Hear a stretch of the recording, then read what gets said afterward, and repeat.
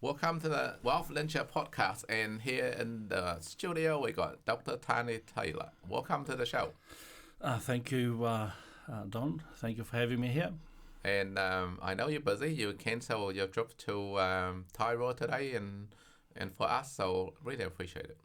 You're welcome. Yep. So going back in time, we met each other how long ago?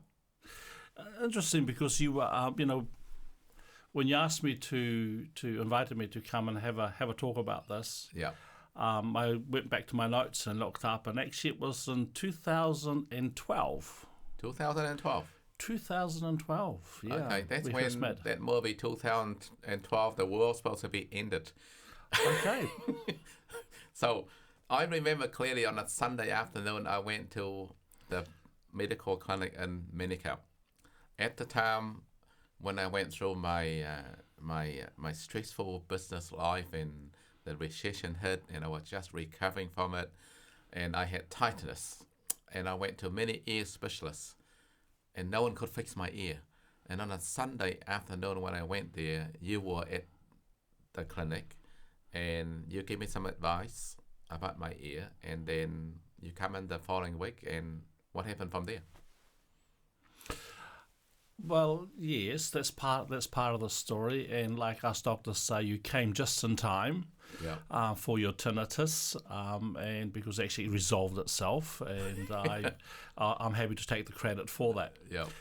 But yes, it's interesting because I've been looking for you. Wow. For quite a long time, because my accountant kept on kind of hounding us, my wife and myself, about not investing in property. Right. And up until that point, I wouldn't say invested in property, I gambled in property. Right. Like 99% of people. Yeah. Going and buying a house is a big gamble. Okay. And so I'd done that a couple of times, and also involved with the blue chip, if you remember those days. Yeah. But thank God I came out the right side of that one. But so some pretty close calls. So why were you looking for me? I was looking for you because once upon a time I saw this very successful short Asian guy on TV buying this very expensive horse at the Karaka sales. Yes. Yeah. And I just that was couldn't... $2 million. That was How much was that? $2 million. 2 million, yeah. And that was a record sale, I understand, at the time. Well, that horse is in the paddock now, and no one will give me $5,000 for it. So there you go. Yeah. And so that caught my eye. That caught my eye. Then when I was looking, looking for property, I also was very mindful of my lack of skills and knowledge in that area. And then I kept seeing your billboards popping up all over South Auckland. Yeah. And I said, "Oh, I recognise this this person." And then I kind of did a bit of research about you. Yes. And I saw that you had some glory days and you had some difficult days. Yeah. But you're back again and very successful. And so I always believe that those with life experience are the greatest teachers. Well, you are the most unusual client that I come across, because you walk into my office, you basically put everything on the table, and you said, I want to achieve my goal in 5 years. In 10 years? You said, can you do it? And I said, yes, I can. No, actually, you said 5 years. I remember clearly 5 years. But you said the most amazing thing that really got me was, you said, I want to learn every mistake that you make, and don't make me those same mistakes. Yes, that's absolutely correct. But I must have to say, for the purpose of as a disclaimer, that I am no longer your doctor. Because I cannot continue being your GP, as you're aware, and also having an association with you, and on a business. That's just for my professional disclaimer. Well, good on you. Well, I noticed that when you see me overweight and I'm not, and you look at me and you said my investment's at risk, but you look at me as an investment at risk, but not your property at risk. Yes, and that's right. And so therefore I still provide advice to you, and always to go through your own registered GP that you have. And you've got a good relationship there, and all those things are taken into account. So yeah, absolutely. It's just like anything else. I'm trying to protect, and I have to protect my vested interest, which is Don Ha. Yeah.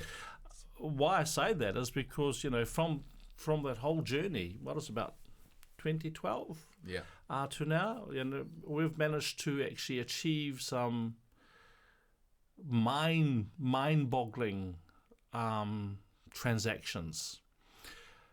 And it only kind of came to realization, and I was able to appreciate last year, where as part of I'm a medical consultant, and so I consult to different companies and got different contracts, and one contract was actually not renewed or was cancelled, and that was a significant part of my income. And then it was only then that I realized that actually I didn't need that income. Wow.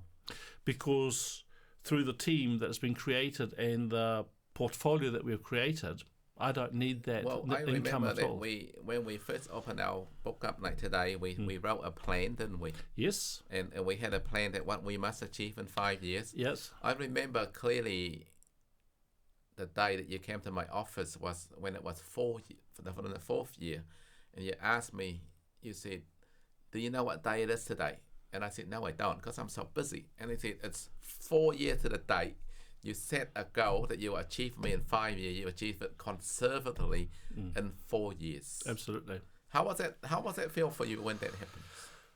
Again, that was a sideline thing because, you know, I had my day job and I was carrying on. This was more of a distraction, my stress release management kind of process, because I was dealing with things that I had no idea what I was doing, but I was surrounded with people who knew what I was doing, and it gave me a break from my day-to-day medical practice. So that was my kind of people. Some people go to the gym.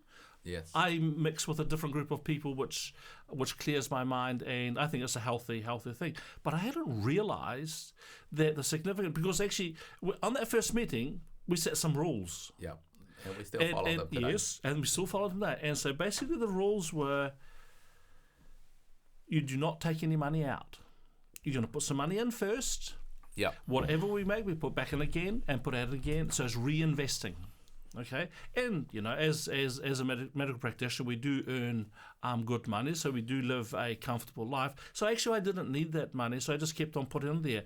But I hadn't, you know, financial people talk about compounding interest in the bank. Yeah. It's like compounding interest on steroids. When you put it on this one. Yeah. I'll give you an example. Yeah. My first investment was a $15,600 investment. 15, okay? Yes. $15,600. What was that for? That was for the property in Mangere. And that was at the time 5%. You only need to do that. Yeah.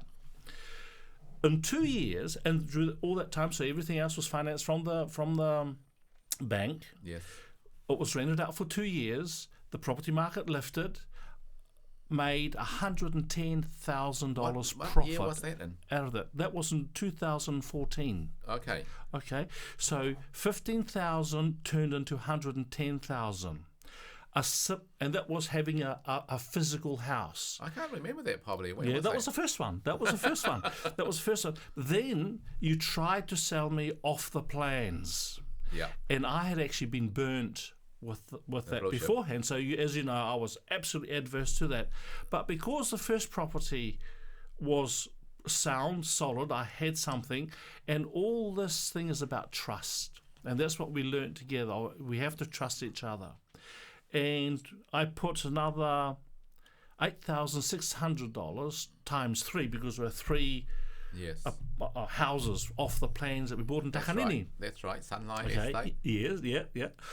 And that turned into 2 years. There was no money exchange apart from my deposit. Yes. And the deposit actually, of course, go into a trust account. Yes. That even if things don't happen, that's right, you always get that back and that get interest. We turned that around into $72,000 profit. Wow. That's really bringing back time now. I'm trying to meditate. But think about it. So 110, 72, and that's how the chain reaction happened. I kept on putting back that, get to a point that I was able to have $500,000 after several other transactions. Yes. $500,000 that we bought a Pukekohe project. That was 11 acres. Yeah, and the Pukekohe project actually, from a $500,000 investment, money which I had already made from these other ones, is a $47 million property development. 43 1,000 square meter, absolutely, lifestyle blocks there. Okay, I remember clearly the day when you get off the flight. That's right. Aliens in the flight. When I get off the flight, I call you. Yeah. And I said, "Have you got $500,000?" And you said, "Why?" And I said, "I need to know." And you said, "Yes." I said, "Can you see me tomorrow at 10 o'clock in the morning? I'll email you everything tonight. Read it and see me in the morning." Now I want to backtrack that story. Now I sold that property to some Vietnamese people like 6 months ago, and they were so sure they're going to buy this property, and I was so sure it's going to go through, but because it hasn't got a clear title, it's the limited to parcel title. So Vietnamese people, being Vietnamese, they overanalyze everything and they don't buy anything, and I guess that's how they win the war against the American, because they really overanalyze. But maybe they did that once, and they're still doing it now. So they see this property for 6 months, and then all of a sudden, the last minute, it didn't have title, clear title, and they said, we pulled out. And instead of, at the time when I sold it to them, were 38 sections. But when you come into it, when I show it to you, and then when we went and got a clear title, we found 43 sections. That's right. So we found from 38 to 43 another 7 lifestyle blocks that's worth $500,000 each for you having the faith. Well, yes, that's right. But at the end of the day, is that you had done your due diligence. Yeah. And that's how you go into these things as a partnership. You know, I can talk to you about medicine, but about property, about financing, about tax law, no, thank you. Actually, I don't want to go to university to study those things again. Right. But what I learned is to have a team of experts that you can trust around you, and that's what we have. I remember you throwing me one of those property magazines. Yes. And you said, have a look there and see what you think would be good. And I went there, and you left me just kind of hanging there for about 10 minutes. And you said, don't worry, because there's none. There's none. And those are the things, because you've got the eye, you've got the knowledge, you've got the nous to say, this is something that's going to be valuable. Now, I need to emphasize, initially I was hesitant. Why? Because it just gets into this kind of, okay, rich doctor speculating, putting up prices, keeping people out of the market, profiteering. Okay, and that didn't fit well with me. And as we were going through these processes, I could see, and when we're going through these different places, your whole passion about, look what we have created. We've got people we've employed. We're actually turning. It's not that we're just getting money and clipping tickets on shares and things. Well, how does it make you feel when you go to Pukekohe and you see all of these contractors working on a subdivision? Well, that's really great, but also mixed feelings. Yes. Mixed feelings, because really, on retrospect, I might have had a different take on that now. Why? Because the land was actually, when I purchased, was with onions. Yes. And actually, it's a shame that, but I wasn't aware of all or controversy or concern around that. So if I had the same opportunity for that kind of land that's arable, and I actually would pass away. That's why we've gone to looking at other areas, and that's why we actually add those kind of criteria to our values. A criteria is when we look at new projects. Now, for example, we're actually looking at a new project in again South Auckland. I won't say specifically where, but that's that's around about a $17 million development. That's just, those numbers now that I'm so busy, I don't think about numbers, but you remind me of these numbers that I'm overwhelmed from buying a house in Mangui for $200,000, section in Takanini. So when I started out, I had actually basically nothing as far as a property portfolio. Yeah. And now I'm on a $6+ million personal property portfolio, plus these $17 million development thing. These are not going to be my $17 million, but very likely I'll get about $2-3 million out of it. Don't forget, we just finished building three $1.1 million homes in Profiteering. That was quite an acquisition for you. Yep. So I don't. so I've got a constant income coming from that. Yeah. All these other properties. I've got my house in Auckland. I've got a batch are there. So I'm actually set up. I'm setting up my children now. But why I really want to take this opportunity to come and have these conversations with you today is, unfortunately, there's so many professionals out there my age, yeah, and I'll say specifically doctors, but lawyers and accountants are not excluded, who are high earners, who actually work very hard, but if their income is halved today or stopped today, they will not be able to survive more than 3 months without actually downsizing their lifestyle. Now, I'll be turning 60 next year. I've got quite another number of years to get to the $400-500 pension. What's going to bridge me to there? So tell me this. I consult obviously all of the professional medical field, dentists, doctors, lawyer, accountant. And it's true, everyone almost fall into the same category of having one big home, flash cars, flash holidays. But when it comes down to investment, not many would have 3 to 5 properties. And yes, you're right. If the income was stopped, 3 months survival. Now that's pretty scary to think about, isn't it? Your number sounds like really overwhelming. Let's just say, if going back in 2012, if we didn't meet each other, let's just say today, what would you be doing if I didn't meet you 7 years ago? I would have to hold a 40-hour a week job, working. Okay. Yeah. And then people might say, well, that's not a bad thing. Well, if you got a choice, what would you do?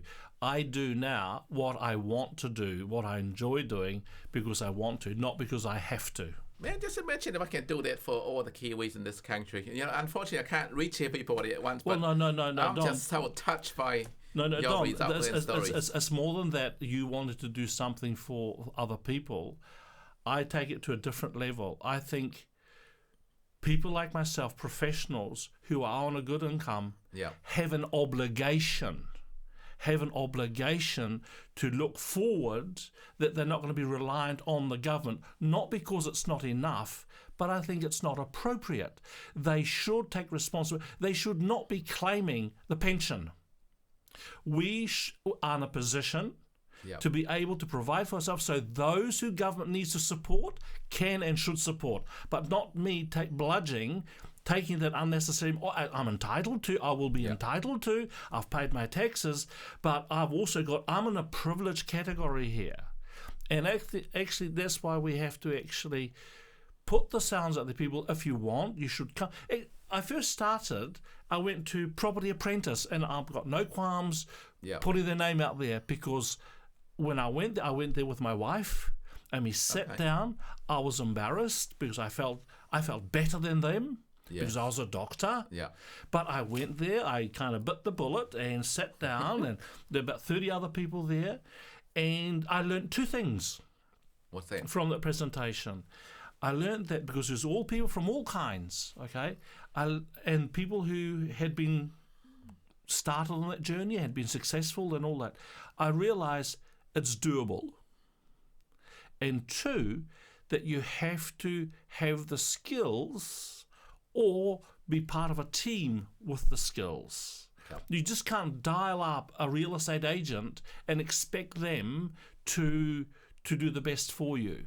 Okay? Yeah. And that's what I understand, and I'm not a real estate person, but the real estate's loyalty is with the vendors. Yes. Supposed to be. Yeah. The way we function, the way we operate our processes, is it's a double loyalty, because the vendor becomes a purchaser, then I'll become a vendor again. Yeah. So that and the principle that there's enough, so the principle of don't be greedy, okay, Yep. and make sure that there's always something left for the next person. And in the process, Those are our in the principles. process, all that success, we not just change you, but also your daughter is a doctor. Oh, absolutely, yes. And then yes. she then learned from She's got us. a multi-million-dollar portfolio just 5 years out of med school. So how would all of a sudden we create this chain reaction, we create a change? You obviously seen a lot of people in your professional field, from all sorts, from medical to law to accountant to agent to wealth advisor. And obviously in the medical field, you get your own wealth advisor or as well, they come and talk at your conference. How do you compare myself with all the people that you meet for what I do for everybody, you and everybody that I do for? Okay, so is Don Hard the greatest? Is Don I Hard? like to be the greatest. Is Don Hard the only one? I don't know, because I don't know everybody. Yeah. But as far as I'm concerned, you have actually met all my requirements, Right. and actually I've been very inspired. That's why I have brought my family into this, and I trust you with my family. Thank and you. that's mutual trust that's created, and I know, and I've been very clear. We've been very clear that we're going to have some sour deals, Yeah. and I'm still waiting for one. Well, it's been 7 years. Yes, I've been still waiting for one. But actually, no, but I looked at how many transactions have we engaged in. And we have engaged over these years in over 40 transactions, Wow. of which 12 fell through. Yes. Of those 12 that fell through, I didn't lose 1 cent.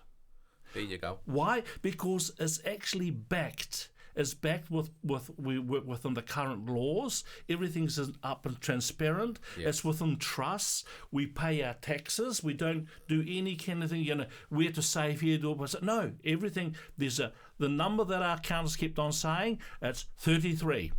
Yeah. So it's 33 cents in the dollar. Doesn't matter where the dollar comes from. That's a myth that people think that buying property off the plan, they lose their money. They experience it before they heard about it, but they don't actually know the protection that we put in place for the client. No, sorry. People do lose. And they lose every day, and they rightfully should be worried about it. Yeah. That's why you have to have the right people, right team, right knowledge, right processes.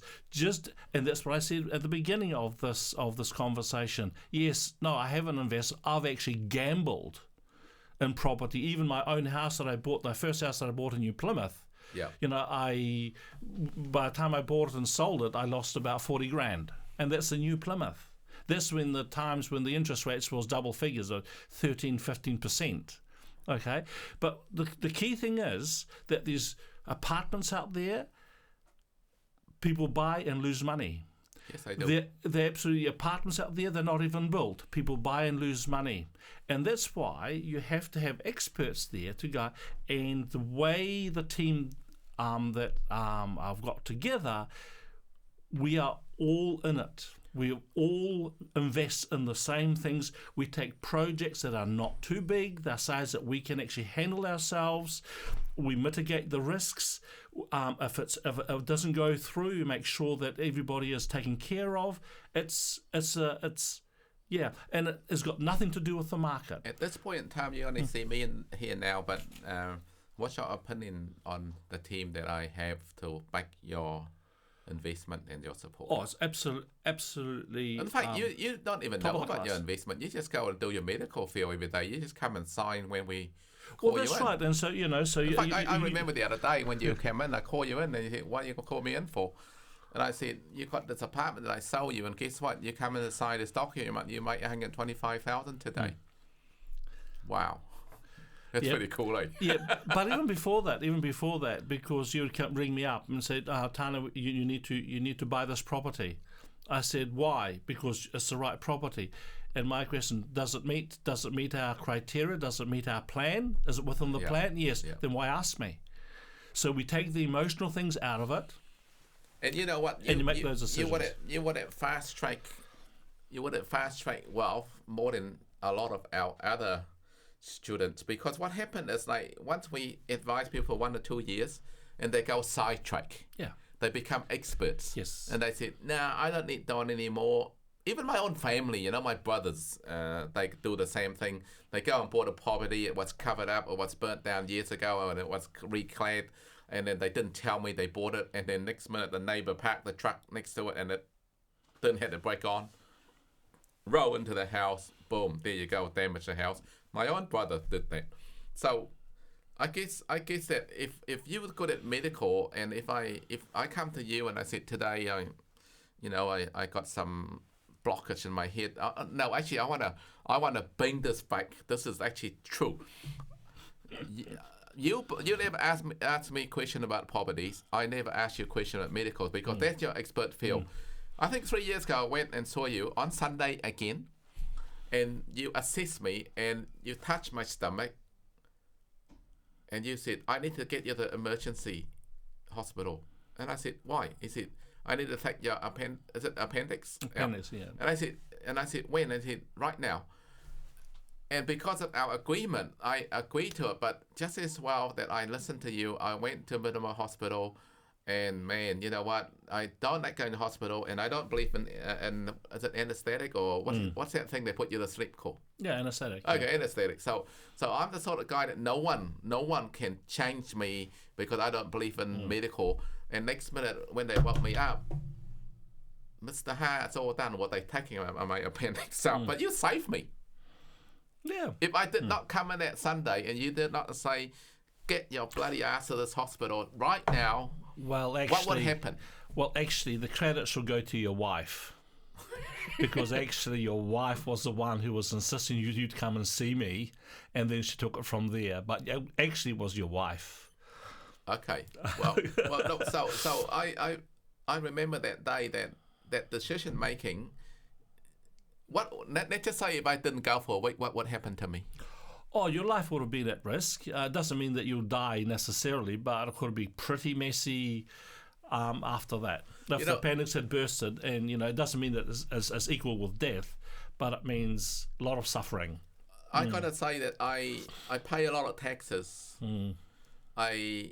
That was my first time ever experience being in the hospital, and I'm so proud to be a Kiwi. I'm so proud to pay tax, because the service the hospital provide, it was just beyond my imagination. But I gotta say, that night when there's like 14 or so nurses that come in every night, and I freaked out because I can't remember all their faces. Yeah. So what's now for you after 7 years? How does your future look? Well, your family. Personally, I've been taken care of. There's nothing for me anymore in that sense. I just carry on doing this. So as far as my personal goals, I'm pretty comfortable. What would someone pay for that? I don't know. But the thing is, you just said that. What if I turn around and I would say, let's just say I'm going back now. I said, you give me $500,000, and I'm gonna, in 7 years' time, you never worry about your financial goal again. Would you pay me if I guarantee you that, Rita? Well, put it this way: it costs about $250,000, if not more, $500,000 to become a doctor. Right. Does that answer your question? Because if you do that over 7 years, then you have to work all the rest of your life. And then 98% of my senior colleagues, because I actually put a questionnaire out to my doctors. That's why I'm so kind of animated about it, because these doctors don't even understand what predicament they are in. And so when I put that questionnaire out and they came back to me, 98% of them could not survive 3 weeks. Wow. There were some who could do 3 months, and there was one who Wow. actually was taken care of. That's fine. But even the one who said he's taken care of, I don't believe that one, because he's still working 7 days a week, and Yes. and is haggling on his hourly rate. So, but that's a concern to me. So the more people I can get the message out, and I'm not saying come to Don Ha. No, I'm saying get your next significant person, your partner, whatever, and start reflecting on where you are. And if the scenario is that for some reason half of your income is finished, do something. Do anything, except don't do nothing. When I place a value on what I do for you and what I do for so many clients, I go to my phone list one day and I decided to see how many multi-millionaires do I know. That means you're going to have a minimum of 2 million of net worth, or 3 million, or 10 million, or 100 million. And I counted it. I stopped at 240 multi-millionaires that I create or associate with and do business with. I'm grateful for... I'm just so overwhelmed that, came here as a refugee in 1980 as a Vietnamese boy, speak no English. Today I'm running my podcast. Today I'm having hundreds of millionaires that I created. But all my family's a millionaire on top of that. And you and your daughter. So to put a value on that, it's priceless. It's hard to put a value on because the value now that even we don't see each other again, for whatever reason, I might shift to America because they demand for me more over there. You made it. You got a self-automatic system now that you can function, create. You might not have 100% perfection, but if you have 75% perfection through our coaching teaching, you still got it, haven't you? Oh yeah, absolutely. And it's not about it's not about money. And people say money is not everything. Yeah. Say the people who have got it. The people who don't have it, it's a different scenario.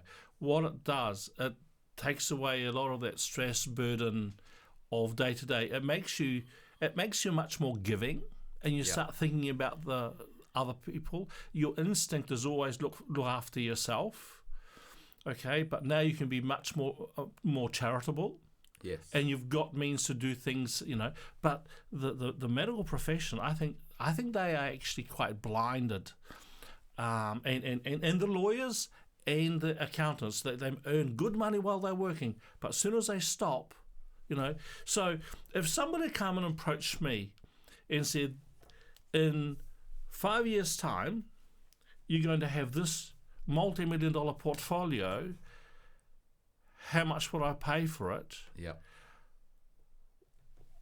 Well, even if you have to pay 1%, that's several million. Yes. Okay? Yeah. So, but the thing is, will you deliver? And what you've shown, you have delivered in times of bounty and times of adversity. I not only just deliver, but I deliver a generation of changes. I deliver now the change for you, your daughter, and your daughter's now got two baby, two children. How old are they? 3.5 and 1.5. How does it feel being a grandpa? Oh, it's the best thing. But, forget about parenthood. Yeah. Grandparenthood, mate. That's. But not only now that these little two guys that are going to grow up, they're going to have the habit of their parents, and they're going to come to the grandmaster. Grandpa, how do you do this? Well, what should I do? And from that time, I probably taught my son, and then my son probably say, "Hey, my dad taught me this." And you know what? I want my son's stuff up. I want to create that my children will actually fail. Because I want them to feel the pain that they're going to go through so that they can prevent. How is it going to be like? Yeah. There's, fair enough. However, there's still a lot of... So we're talking about... I'm talking about a very elite group of people. Okay? People who are up on the 1 to 3% of the income earners of the population. There's a lot of other people who struggle from day to day, okay? And that's where I've now turned my attention. How do we change that? Because just through donations, that actually feeds the same old cycle of dependence. Yes. It's about just, you've got the government giving to, for example, a beneficiary, they give them, $40,000 a year. And they do nothing, because that's what it is to keep living. And I think 40 is quite generous. I think it's 26 for an individual. But that's what they get. And so they've got the money there to stop them going hungry. Right. But there's nothing in there to get them out of the rut. What would happen if you gave that person 100 grand? So here's 100 grand, sort yourself out for next year. They will sort themselves out. They will be inspired. They'll be able to look beyond today, everyday thing.